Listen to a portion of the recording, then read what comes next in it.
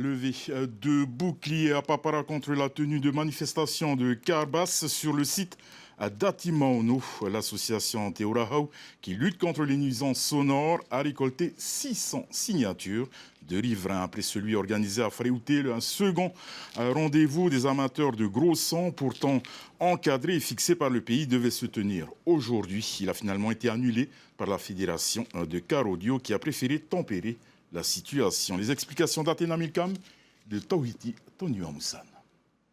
Calme plat ce dimanche sur le site de Atimaono. Pourtant, un rassemblement de car audio était prévu avec la bénédiction du pays. Un soulagement passager pour les riverains qui dénoncent les nuisances sonores quotidiennes des carbas sauvages. Domiciliée juste en face du site, Liana a atteint son seuil de tolérance. Ça va faire une dizaine d'années à peu près, où c'est vraiment tous les week-ends, quoi. Dimanche, samedi, on a des envies de meurtre. Je parle par rapport à la carbas, quoi, de détruire leur matériel parce que on n'en peut plus en fait. 1 kilomètre plus loin, Terry partage le même désarroi. Malgré des interventions des forces de l'ordre, l'annonce de rendez-vous officiel encadré par le pays passe mal. Tous les vendredis, quand je rentre, je me dis « je vais subir encore ça, il faut que je m'en aille de chez moi. J'ai même envisagé de déménager. » Alors quand j'ai entendu que le président avait autorisé un rassemblement d'une fédération à moins d'1 kilomètre de chez moi, je n'ose même pas imaginer quelles sont les agressions sonores que je vais subir en plus en fait. J'entends leur envie, leurs besoins, j'entends leur passion, mais entendez aussi notre détresse, notre stress. Pour se faire entendre, les habitants se sont tournés vers Teorahau qui lutte contre les nuisances sonores. L'association revendique plus de 600 signatures à sa pétition, s'appuyant sur la réglementation du site et le code de l'environnement.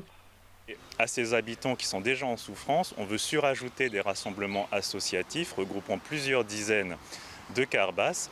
Et là, c'en est trop pour eux. Au niveau de l'exécutif, puisque sa décision semble ferme et arrêtée, ce que l'on a fait, nous, c'est qu'on a commencé à prendre la tâche d'un avocat pour attaquer justement le pays pour non-respect de la réglementation. Consciente de cette opposition grandissante, la présidente de la Fédération de car audio a préféré annuler l'événement de ce dimanche tout en maintenant la prochaine rencontre en mai.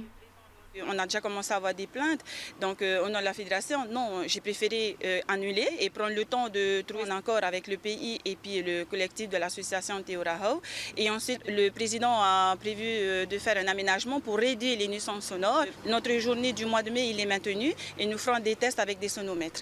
Il faut savoir qu'en tant que président de la fédération, pour réduire les nuisances sonores au niveau de la fédération, j'ai annulé tout ce qui est gros matos. Tout ce qui est de gros sub, de décibels, j'ai interdit.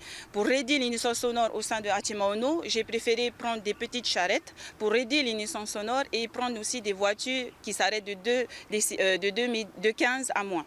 Les deux parties ont déjà été reçues par les autorités du pays. Tous s'accordent sur l'urgence d'une solution pérenne et consensuelle.